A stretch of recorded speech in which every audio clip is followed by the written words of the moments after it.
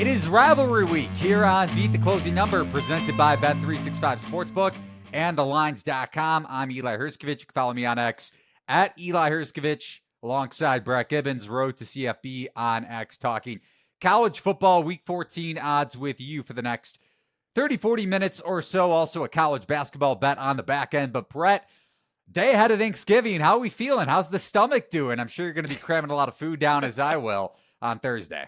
Yeah, fasting for sure. We're not having any food between now and about 2 p.m. tomorrow. So now we're doing great. Really looking forward to a really exciting slate of games this weekend. There's a lot we need to sort out here in the college football world. Before we get into the action, can you believe, according to a study, 56% of Americans, maybe this is fair to you, but 56% of Americans enjoy eating side dishes over turkey on Thanksgiving. I'm a turkey guy through and through. I do love a good turkey. I am a side dish person, though.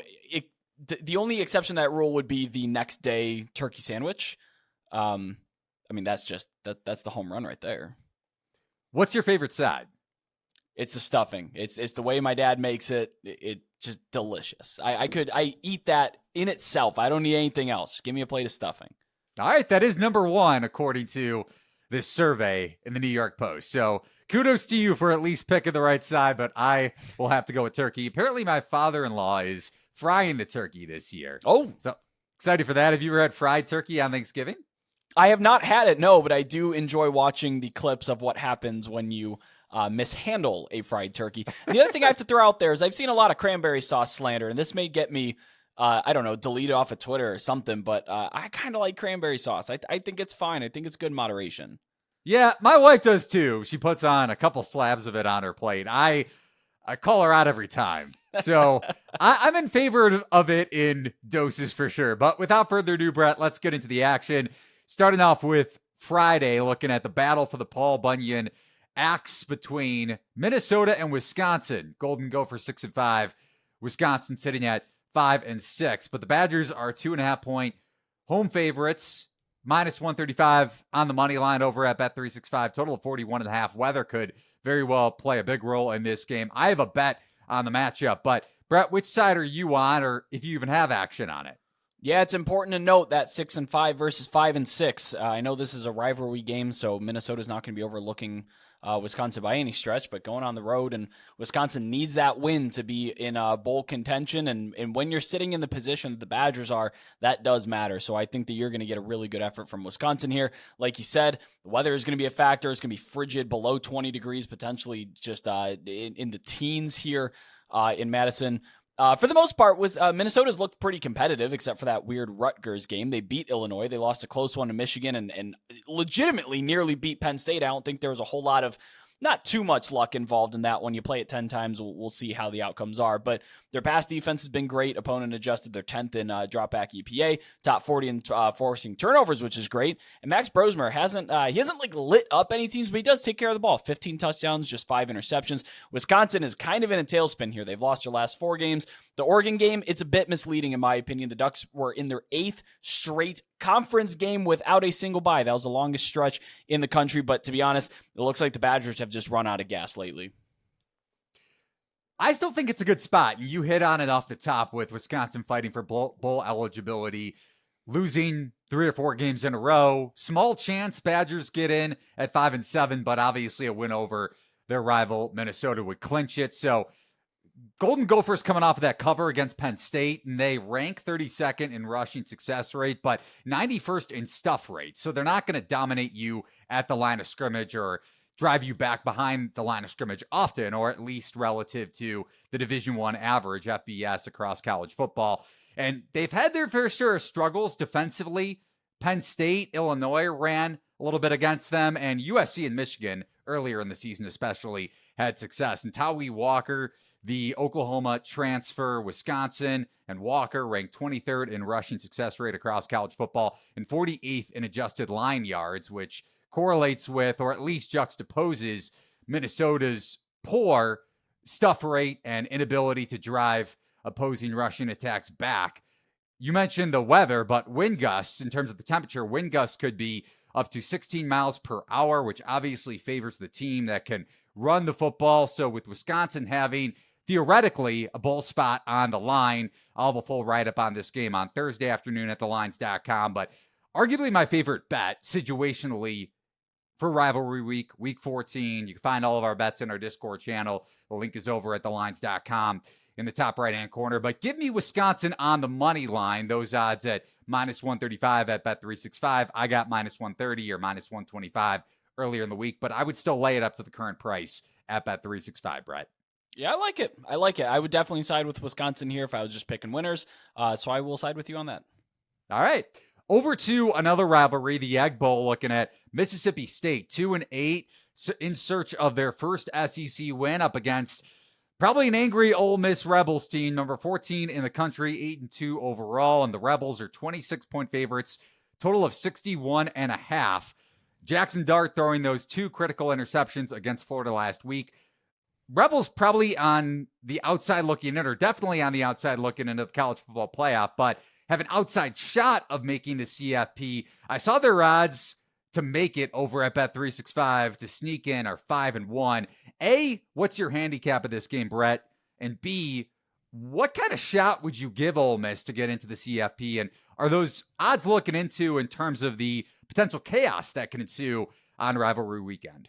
Yeah, I mean, just to answer B first, they're probably the most likely of the outside SEC teams looking in to make it, just because you can always come back to that Alabama, hey, you lost to Vanderbilt as the number 1 team in the country. In Ole Miss, of course, you can look back and say, well, you guys lost to Kentucky, and Kentucky only has 1 SEC win on the year. They're playing really good football at that time. It'll be interesting to see where the committee lands with that. 5-1. I think that's probably about right. It's going to take a lot of help at the top. It's going to, they don't control their own destiny by any stretch. And also you got to consider the fact that they do have to rise 3 spots, not 2, because if they jump Boise State or Tulane, and those teams are ranked 12 or lower, they're going to get in ahead of the 12th ranked team. So we're going to need Ole Miss to get up 3 spots to make that. And I'm pulling for it. I sold that 26-1 ticket, which is looking less and less exciting by the day, but hey. So to talk about this game really quick, first of all, it's Crime is Not on Thanksgiving Day. I just want to throw out there, everyone agrees, it's obnoxious. I hate it that they moved it, TV revenue, all that stuff. And it's also going to be cold in Oxford, relatively so. We're both Midwesterners, so we're going to look at the temperature and say it's not that bad. But hey, it's going to be below 40 degrees in Oxford, Mississippi on Friday. That matters. I would take that into consideration for sure. My question is Jackson Dart fully healthy? He sure didn't look it against Florida. He had the spat on the ankle. He was not playing well. You said he threw 2 interceptions. I'll credit him with 3. The one did get called back, but absolutely back-breaking play after back-breaking play. You just see it broke him down emotionally in that he wanted to win so badly and was just, I don't know if he was healthy enough to win that football game. Their star wide receiver, Trey Harris, he sure isn't healthy. He returned for the first time since week 7, but left again. He didn't complete that game. Their starting running back, who was their leading rusher, Henry Parrish, he's out for the year. So, look, their last 5 games between these 2 teams have been pretty close, kind of regardless of where these teams are at. It's the classic, eye roll, I'll throw those records out. But here I really do think it matters that these 2 teams have played so closely. And Mississippi State did seal a win in Oxford in 2022. But look, I don't buy into what does Mississippi State have left to play for? Because this is a rivalry that means everything to both of these teams right now. And this is a major letdown spot for Ole Miss, not in the traditional sense of they just come off a big win, but because they come off of that physical beating, that emotional loss to Florida. I'm going to risk this looking bad, but I'd probably lean the points of Mississippi State. You're going to be 26 points over at Bet365. I'll probably take Mississippi State. All right. Let's get over to a game that I know you have a bet on. The last one here on Friday that we're going to discuss. Sicko game of the week. No Subway sandwiches involved this week, though. Hopefully you didn't stomach one last weekend. No, I didn't have to. I didn't have to. The bet won.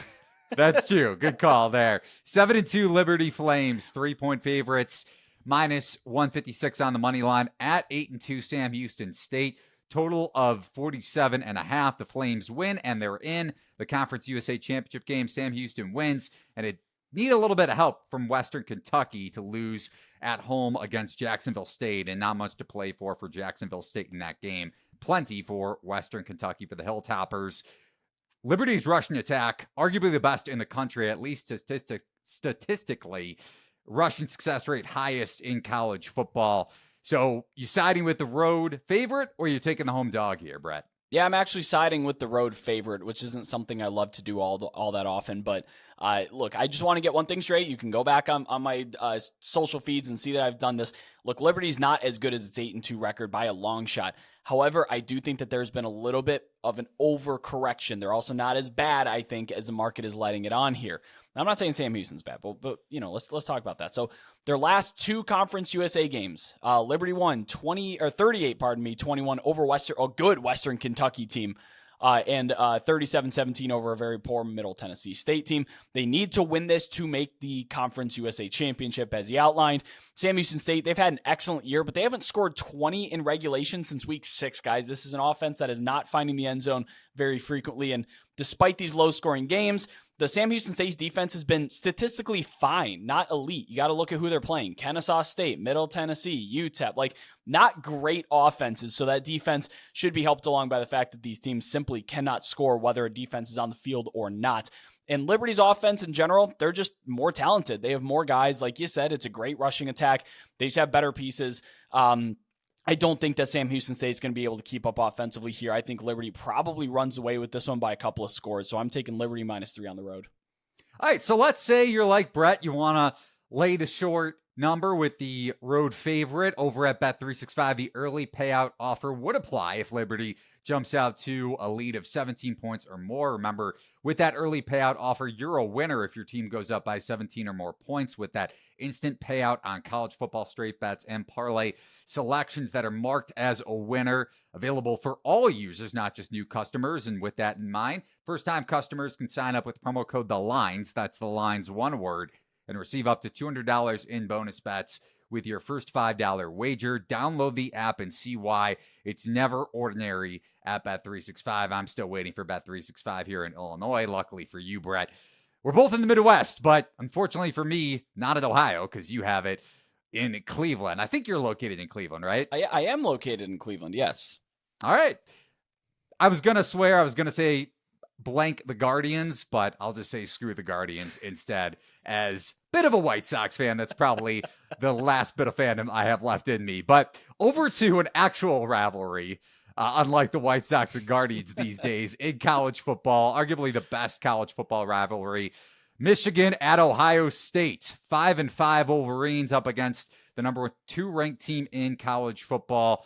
9-1 Buckeyes, 20.5 point home favorites, total of 43.5 at Bet365. Michigan on a 3-game win streak against Ohio State after dropping 8 straight matchups. Ohio State has defeated opponents by an average score margin this season of 27 points, which is ranked 2nd in all of college football. And they also rank top 10 on each side of the ball in 3 and out rate, EPA per play, and points per scoring opportunity. So an elite defense on paper and an explosive offense. Saw it especially in the second half against Indiana. Granted, they benefited from that punt return touchdown. Jeremiah Smith, by the way, Ohio State's number 1 receiver, has gained 899 yards this season on 52 receptions. That's good for 17.3 yards per reception this year. That ranks 6th among qualified Power 5 skill position players. And Michigan's defense, on the flip side, I'm assuming this is going to be a part of your handicap, Brett. If Michigan wants to stay around in the game, not just hang with Jeremiah Smith, they've surrendered just 10.8 yards per reception, which ranks 25th among FBS defenses. So can Michigan State's defense, especially at the line of scrimmage and with that secondary, keep the Wolverines in this game? Yeah, I mean, that's the way it's going to happen. One thing I'm watching for, though, All-American corner Will Johnson, a future NFL first-round draft pick likely. He's missed a few games here and there. He may not play in this one. He missed last week. He's missed the past few. I would just keep an eye on that. And if they don't have him in the lineup, I mean, still a talented secondary, but you're taking away your best corner and saying, hey, go ahead and defend this Ohio State receiving core. Good luck, guys. By the way, Jeremiah Smith, 18 years old, true freshman, absolute beast. But hey, let's talk about the other side of the ball real quick. The Buckeyes rebuilt offensive line. Turns out it's not really that much of a problem, as they were able to manhandle Indiana on both sides in the pass game and the run game. But I would like to see how this kind of holds up, especially in the center against what is, I think, the best defensive tackle tandem in college football there with Michigan. This game, like a lot of them what we're going to be talking about, is going to be very, very cold. Temperatures are in the 20s. This is going to be a good old-fashioned traditional Ohio State versus Michigan game here. But look, the slow starts for Ohio State continue. I would advise caution if you're looking to lay the points with the Buckeyes in the first half. I wouldn't do it. Actually, well, spoiler alert, we'll get into one of the bets that I have for this game here in a minute. But look, if you're siding with Michigan with the points, I'd also probably take under because they simply don't have a quarterback that's going to move this offense. And their offensive line this year has not really been as good as the Michigan standard has been set for the past few. Ohio State, they're third in rush EPA allowed. So if Michigan's going to go to the ground game, they're going to be facing one of the best rushing defenses in the entire country. Although I really do think 20.5 might be a little bit steep here. It also seems like a line. I know I talked about this a couple of times last time, and I'll talk about it again later in the show, but that 20.5 I think is interesting because it kind of seems like it's prodding people to take the Buckeyes because you're getting under 21. Take them. Honestly, I'd probably lean Michigan plus 20.5, but the one I like better is plus 11.5 in the first half. This is a low scoring affair that's projected here, 43.5 points total. I tend to lean points with the dogs, and just because of the slow starts Ohio State's gotten off to this year, plus 11.5. I also have a player prop if people are interested and can bet them in their state. Will Howard over 13.5 rushing yards. I know people are worried about sacks, but look, Michigan combined for just one sack against the two best offensive lines on their docket in Oregon and Texas. And yes, we do have to treat Ohio State the same way as those other two teams. Will Howard was sacked 0 times against Indiana and just once against Oregon, two of the better pass rushes he's faced. And with weather, I expect him to be more involved in this game. And we've seen in the past, especially at Kansas State, this year against Penn State and Oregon, he runs the football when the game is on the line. When Ohio State needs him to run the ball, he runs the ball. I like Will Howard over 13.5 rush yards and Michigan plus 11.5 in the first half. One more market I want to touch on, kind of a broad view of Ohio State looking ahead to the college football playoff. Buckeyes are the odds-on favorite to get the number 1 seed. Obviously, Big Ten championship game after this game, potentially facing off against Oregon, minus 147 to be the number 1 seed in the college football playoff. Do you think that's a worthwhile bet at Bet365? I wouldn't take. I'm not taking it myself personally. I would just see what the money line would be against Oregon.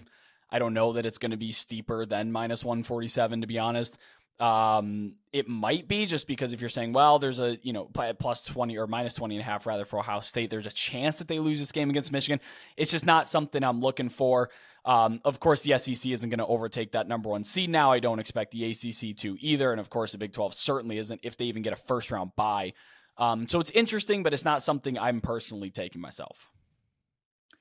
I know a bet that you are taking, heading over to the Big 12, 6-4 TCU, 3.5-point favorites, minus 161 on the money line at 5-5 Cincinnati, total of 58.5. And the Horned Frogs, seemingly no path to get to the Big 12 championship game, but Josh Hoover and this Horned Frogs passing attack, 21st in FBS, and early down EPA expected points added. So we know Cincinnati's defense is going to have to keep them if they want to cover this number in 3rd and longs. Bearcats defense ranks outside of the top 75 in defensive success rate against the pass.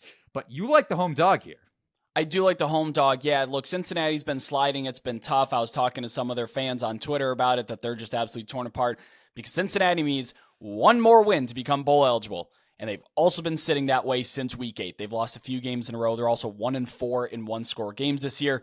This is based purely on, look at how cold it is going to be in Cincinnati, and you have a team from the South coming up there. And you talked about Josh Hoover and a prolific passing attack. That's great and all. Josh Hoover graduated high school from Rockwall, Texas, just outside of Dallas. So he's not exactly accustomed to playing in this kind. It's going to be in the 20s, man. Look. No, you're right. Nipper would be a tough place to play if Cincinnati was a little bit better, was a little bit warmer, but this is going to be a difficult place to play because they're coming out and playing in an environment that they're not used to. It's Thanksgiving break. They've already locked their spot in. I'm pretty certain there's no path to the Big 12 championship for TCU right now. Those tiebreakers in the Big 12 are so convoluted. There may be one chance, like an infinity or end game, where Doctor Strange does the one thing. That's probably all they got for TCU. But this might be a phone-it-in spot. Freezing cold, Thanksgiving break, traveling to Cincinnati, Ohio in this, and Cincinnati is going to be ready to up and play for this game. It's to the point where I'll take them 3.5 as my bet. But if I'm piecing together an underdog round-robin moneyline parlay this week, Cincinnati is definitely in it. All right. I like the pick there. Similar situational spot too with Wisconsin. And for bettors, novice or experienced bettors watching or listening to Beat the Closing Number saying, well, what does that matter? And your handicap and inclusion of TCU on the road in cold conditions definitely factors into it. But situationally, for teams that have that bowl eligibility on the line, maybe it's baked into the market a little bit. But for Cincinnati, you're getting above the key number. For Wisconsin, granted, I'm laying the short juice number on the money line, but under the key number of a field goal there. So just food for thought. Not literally with turkey and Thanksgiving food, but with situationally for both of these teams trying to get into a bowl game. But another great game on tap. Rivalry matchup Saturday night, number 5, Notre Dame, 9-1 overall, 7.5 point road favorites. Speaking of the key number or a key number above a touchdown at 5-5 USC, total of 51.5, the 95th meeting between these two rivals. Notre Dame's defense leads the country in EPA per play, top 5 in both success rate, 3rd specifically, and 5th in explosiveness allowed, just allowing on a points per game basis, 11.6 points per game. And the offense for Notre Dame, 12th in EPA per play, averaging 6.7 yards per pass. But that rushing attack, 3rd in EPA per carry and 5th in explosiveness. If you want to handicap a team that can dominate on the ground, not to say that Wisconsin can do that against Minnesota or will do that, but Notre Dame's rushing attack, much, much, much more explosive, not just comparatively speaking to Wisconsin, but nationally. How are you handicapping this game, Brad? Yeah, it's pretty similar to what we looked at last week, actually, with Notre Dame, in that you're getting it north of the key figure, and I think that that's a setup to say, hey, it's more enticing to take the points with USC, but Notre Dame is just a better football team right now. You'll point out their quality of opponents, all that stuff, but the Irish have just been destroying teams. They made Army look pedestrian. They made Navy look pedestrian. Those are unbeaten teams going into those games. Their average point margin since week 4, nearly 30 points a game. And I kind of wonder, and it might not, but I kind of wonder if this at least goes into the betting market of, well, you're looking at Notre Dame's resume and saying they lost to NIU, so they can't be that good. And I kind of wonder if that is factoring into this line a little bit, because I just think Notre Dame is much, much better than USC at this point. Although I do have to point out that the Trojans are a lot better at home than they are away. They're 4-1 at home. They nearly beat Penn State in their only loss there in LA, and they're 1-4 on the road. They lost to Washington, Minnesota, and Maryland. I mean, I know that was cross country, but goodness gracious, what an ugly loss they have there. Jaden Maiava, the quarterback, he's been okay since taking over, but he has not played a defensive line or just a defense in general quite like Notre Dame so far.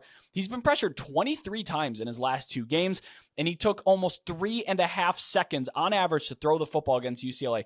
Guys, against Notre Dame, that's way too long. I don't care that they're banged up a little bit on defense. Howard Cross hopefully does play in this game here. They're missing their best linebacker, and defensive back, but I still think that they're going to be able to get pressure on Maiava. They're a lot better athletes than what Maiava has seen the past couple of games, and they may be able to get home on him. Like with Army, I think the hook is there to entice some USC bettors. I'm laying 7.5 with Notre Dame. We can argue till we're blue in the face about their resume. They're just a better football team here.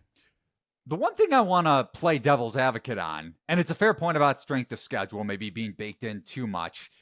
Notre Dame, though, ranking 2nd in college football across FBS in turnover differential, plus 16 on the year. I always say, whether it's NFL or college football, and again, margin of victory may be a little tougher to consider turnover luck, just because widely known just in the betting market, and spreads indicate it, there are more blowouts in college football than there are in the NFL.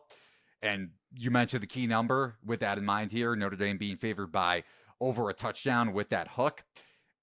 Turnovers aren't predictive, though. And I know Notre Dame has a really good defense, but you factor in the opponents they face. That's why I think strength of schedule matters in terms of turnover luck. And on the flip side, you mentioned USC playing better at home. D'Anton Lynn has turned around USC's defense to an extent.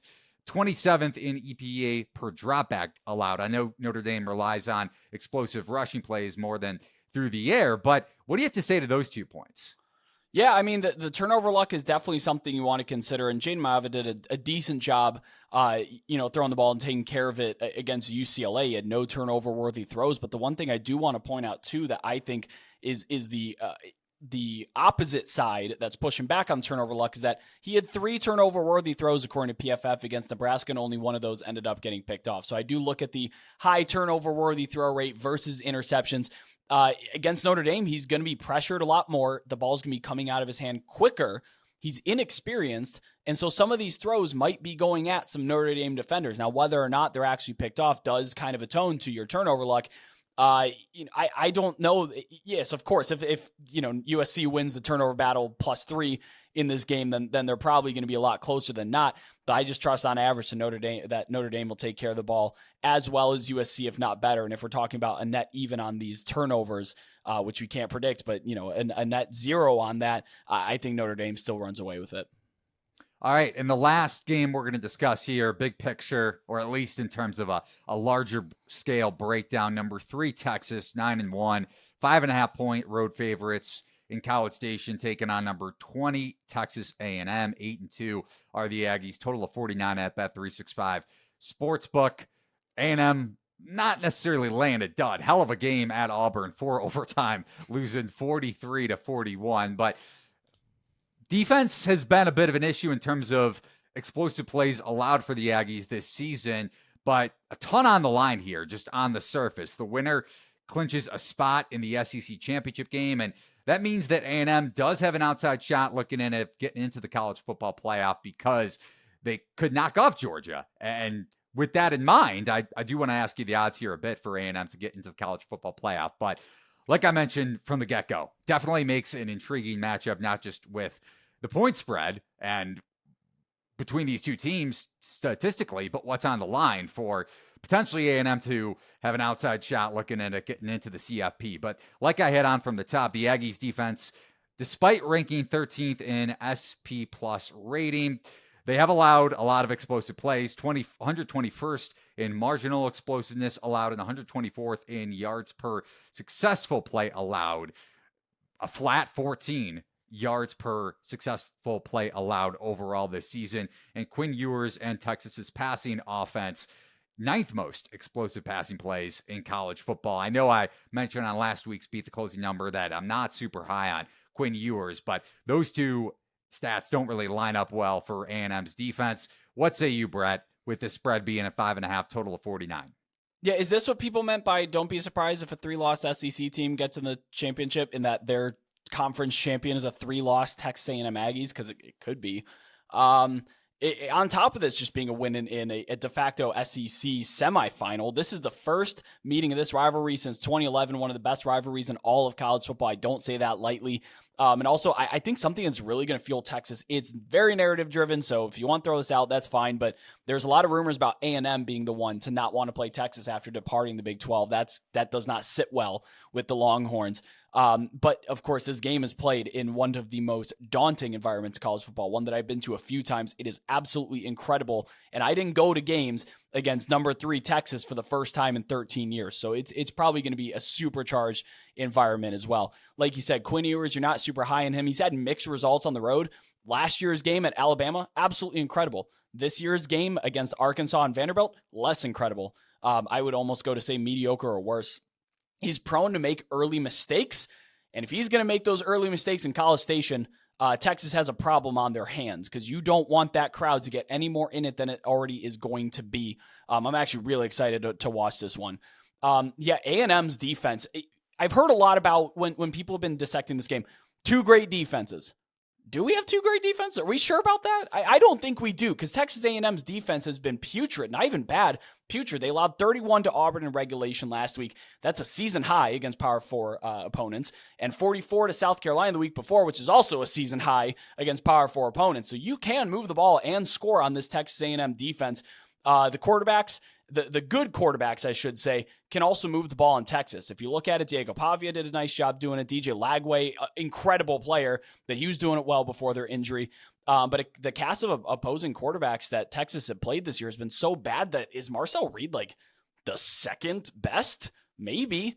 I and think that's, so. Yeah, and that's not really saying a whole lot. And no offense to Marcel Reed's been great for the Aggies this year, but he's not in contention for the Heisman Trophy, right? Like he's not Jalen Milroe or players like that. So I think they're going to be playing a step up in class in quarterback here. And the whole reason I bring both of this up, Texas defense is vulnerable. A&M's defense, I think, has been playing poorly. I like over 49. This is priced like a game between two stout defenses. I don't know that we have two stout defenses ahead of us here. Because A&M's defenses have been falling apart against the SEC foes, and I don't really think Texas defense has been tested that often this year.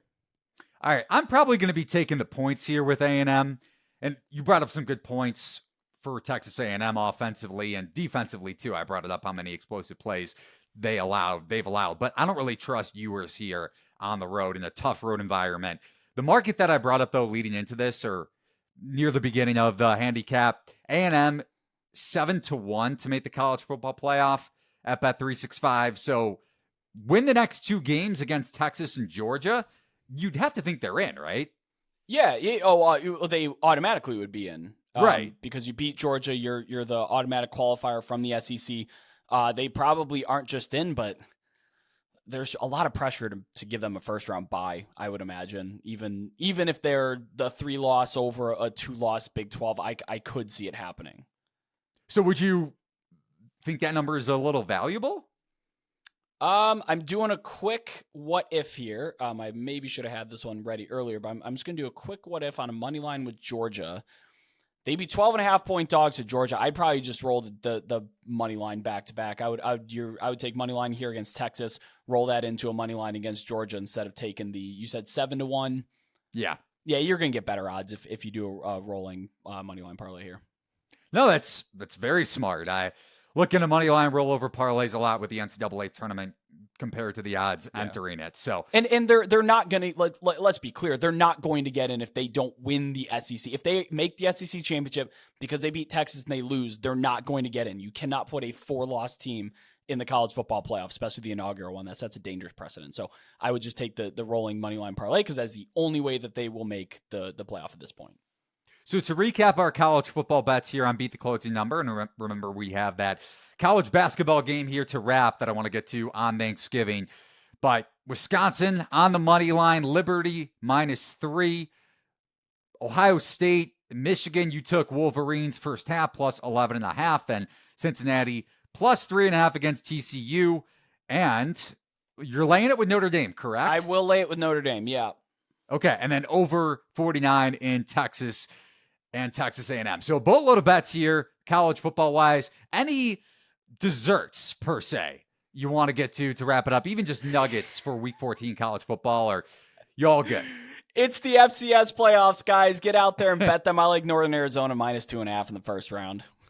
I like it. Sprinkle a little FCS talk. That's it.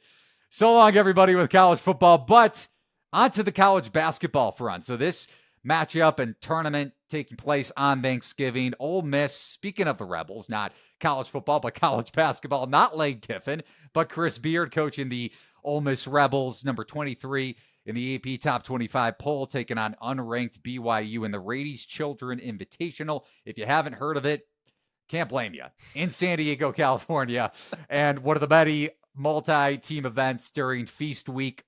So the winner would take on number 13 Purdue, and Purdue and NC State facing off in their semifinal matchup in the Rady Children's Invitational, a rematch of their Final Four contest where Purdue covered and blew out NC State with Zach Edey. Edey no longer on the Boilermakers, currently doing great things for the Memphis Grizzlies in the NBA. Now, as we record here, no odds are available for Ole Miss BYU, but according to KenPom, BYU projected as a 3-point favorite on a neutral. I have this spread closer to a pick'em, and at Bet365 actually made Brett put in this bet for me earlier on before we did the podcast. Ole Miss to win the tournament, plus 650. I really like that number. I make them closer to around 4-1. Much higher on the Rebels than the market is. So you look at this matchup in particular, just broadly with Ole Miss, one of my two futures entering the season. Now, I'm not saying I like them to win the national championship, but a potential hedge opportunity if they get in and make a run in the dance. And that's because they play 5 out.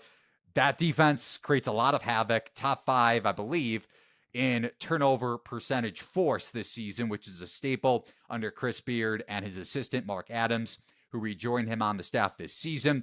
So that no-middle defense against a BYU team that runs through their point forward, freshman Yegor Demon, who elite assist rate so far in the early goings of his college basketball career, but a 20% turnover rate. And this Ole Miss defense has improved a lot from last season, and I expect it to continue to do so with Adams back on Beard's staff. And if you look at BYU free throw percentage, it could be a tight spread, so tough to see how much that plays into the handicap if BYU is winning the game marginally by a possession or so. But still, bottom 20 in college basketball across Division I in free throw percentage, right around 61.7%. Ole Miss well above average in that department. And isolation defense has been a struggle for BYU early on. Haven't played anybody yet, so keep that in mind. And Ole Miss relies on their isolation scoring, whether it's second team All-SEC preseason pick Matthew Morrell or Malik Dia, the transfer from Belmont. Like I mentioned, Ole Miss can really space you out. And two teams that want to shoot the three ball well, if BYU is hitting against this Ole Miss no-middle defense, could be a tough game, could be a tough night, weekend for my Ole Miss short-term futures to win this invitational. But I still like the number just juxtaposed with my numbers with Ole Miss at plus 650 at Bet365. And like I mentioned, if Ole Miss wins this game, likely to face Purdue in the finals. And we saw it against Marquette a couple weeks ago. Purdue can struggle against ball pressure, which Shaka Smart probably propels more of under that havoc-driven defense that Marquette runs. But Ole Miss can do it just as much. They force a ton of turnovers, and Braden Smith and Fletcher Lawyer struggle a lot against athletic guards like we saw against Marquette, just above the Division I average in turnover percentage. Now, one thing to note, if you like Ole Miss against BYU, or if you like their long shot odds instead, which is the way I'm going, make sure Dre Davis, the two-time transfer who's dealing with an undisclosed injury, is playing against BYU. I'll have a full betting guide up for this game over at thelines.com. But give me Ole Miss. So not in college football, not against Mississippi State in the Egg Bowl, Brett, but I will be taking Ole Miss to win this invitational plus 650. Yeah, elite coaching staff that was together at Texas Tech, and I like Texas Tech basketball, and they were good when they were together. Maybe forgotten about. There we go. I'm on board. That's the extent of my knowledge.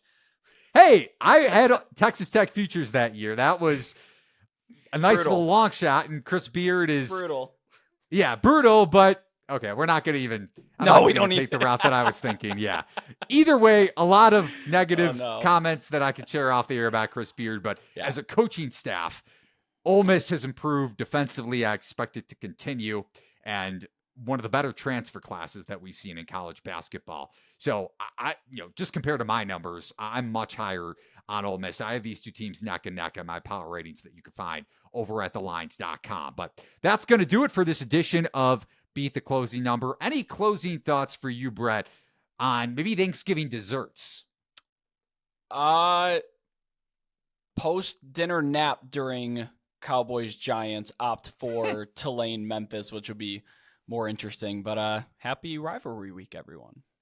I give you credit, or at least I applaud you for having no shame. And not that anybody should. Anybody that's watching this probably watches sports on Thanksgiving. But I got one thing that I wanted in my marriage, which is that my wife is not a sports fan. I needed that separation in my life. But her family, literally nobody is like going out of their way to turn on the TV on Thanksgiving. So I get glares. I get shamed for watching sports, even though it's a part of my job. So I give you credit for whether it's you're watching late night college football or even just taking that nap during Giants Cowboys. At least they'll have the game on. Yes, we will. It'll be turned off during actual eating. But my dad is the first one to go grab that remote and pop that TV on. So no shame in that. At least I get fried turkey, right? I guess that's there a win. There you go.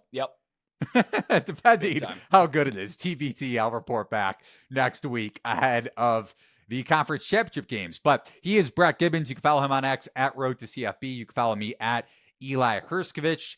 Thanks for watching and listening. To beat the closing number, remember to sign up with Bet365 Sportsbook using promo code The Lines one word. You bet $5, you get $200 in bonus bets, and there's also that early payout offer where if your team goes up by 17 or more, if you're laying the 3 with Liberty or any of our picks, instant payout on straight bets and parlay selections, not the overall parlay. So keep that in mind at Bet365. But so long, everybody, and good luck with your rivalry weekend bets.